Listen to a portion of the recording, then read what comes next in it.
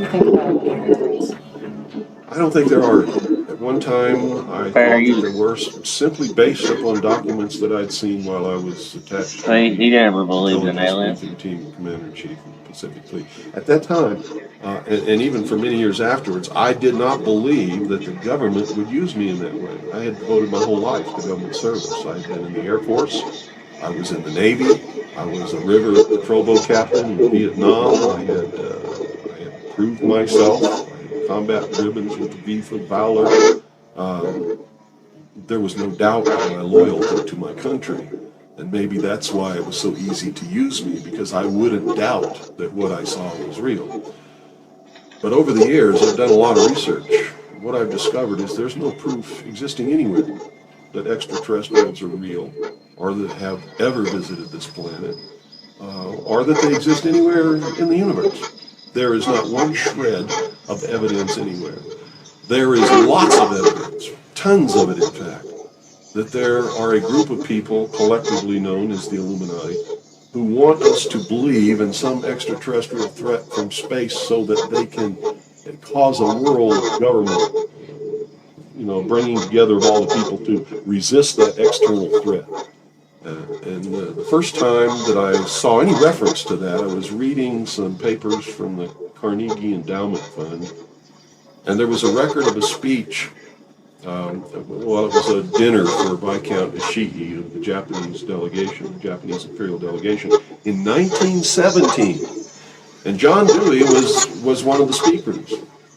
And the first sentence out of his mouth as I was reading this, I almost fell out of my chair, because this was in 1917. And he said the best way to cause all people of the world to come together in one world government and end war forever would be if we were attacked by some other species from some other planet. And boy, that just clicked with me, and I knew. Yeah, it clicks with me too because everybody says, "Oh, UFOs." If they see it, it's just all I think man-made stuff, and he knew it too. Bill knew what was up.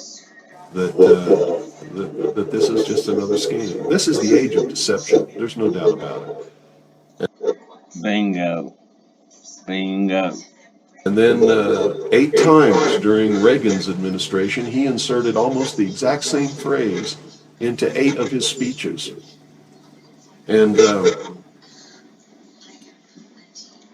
And just a side note, by the way, the NWO was already in place. I mean, just take a look around yourself. I mean, it's the New World, NWO, the Matrix, whatever you want to call it.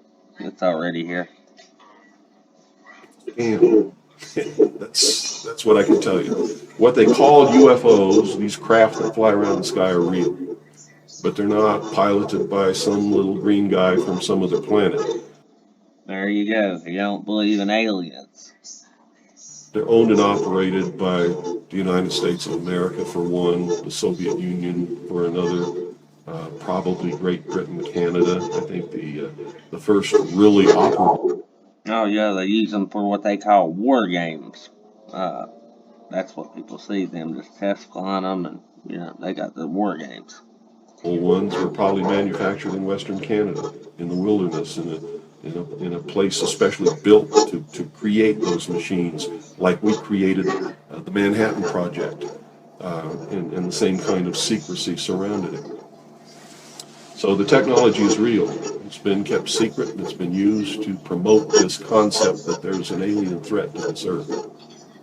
The cattle mutilations I've discovered in my research are nothing more than what's left after the government does its secret tests on the low-level radiation leakage from its atomic weapons assembly plants and atomic power plants.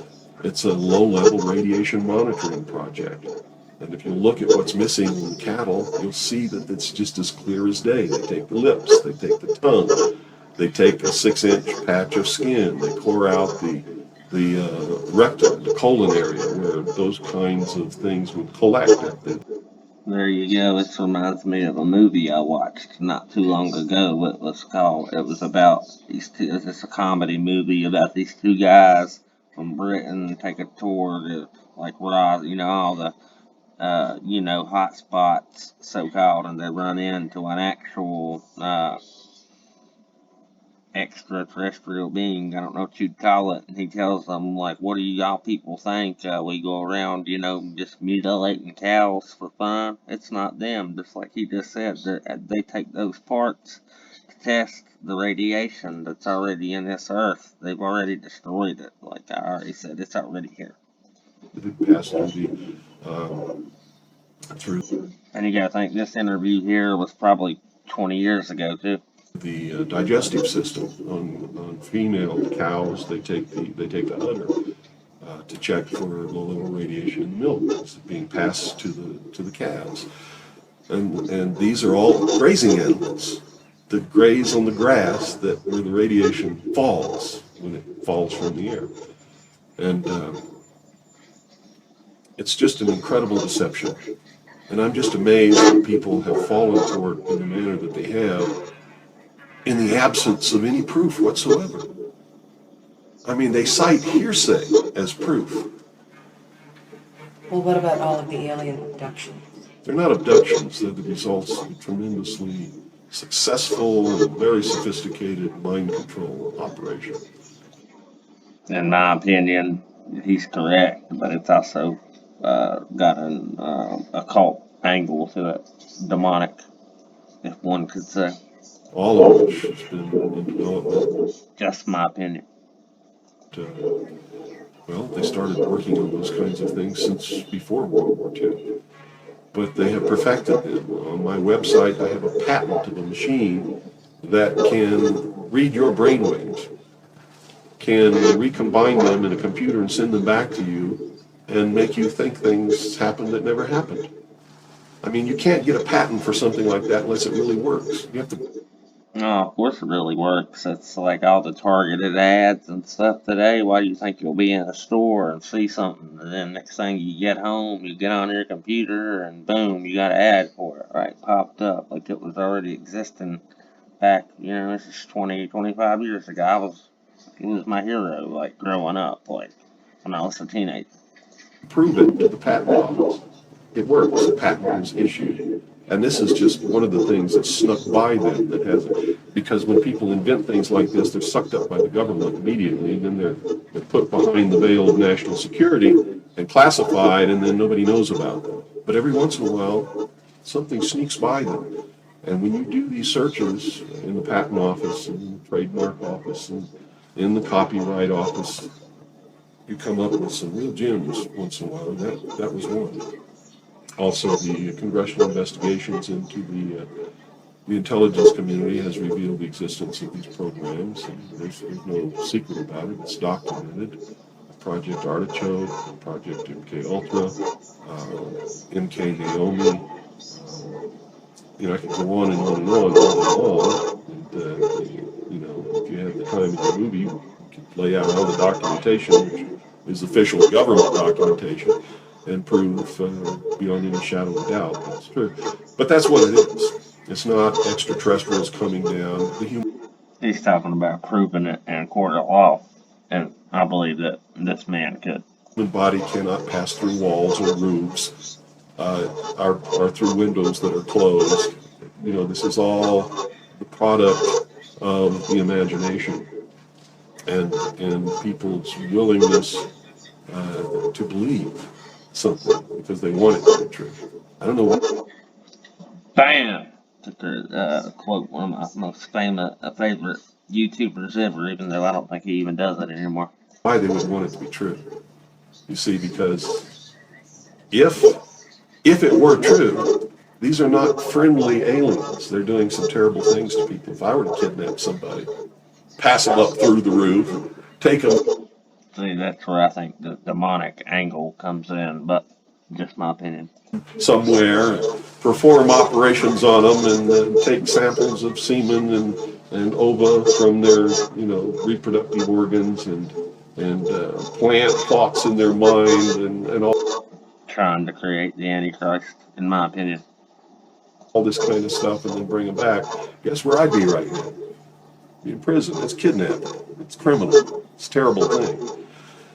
So there's a morbid sense about all this too. Is it people He's just saying that it's evil, basically. I mean, it's not anything good. I mean, anything that would do that is sick by its own nature. want to be hurt for some reason? I don't understand that.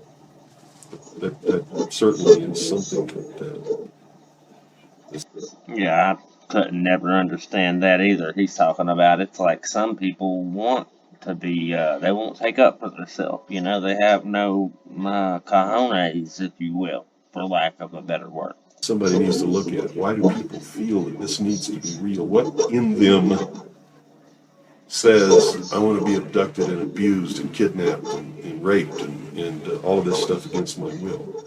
Because they seem to take some kind of satisfaction that this is happening. And nobody's talking about the fact that this is a terrible thing to happen. If I were to do that to you, you wouldn't be too happy, would you? But somehow it's okay if an alien does it? I don't think so. It's all bullshit. It's a lie. And that's, Bam. So where do you feel the hope for America lies? Oh, this is William Cooper, a man who received mainstream attention in 1994 when Rush All right, folks, we're going to cut it off there.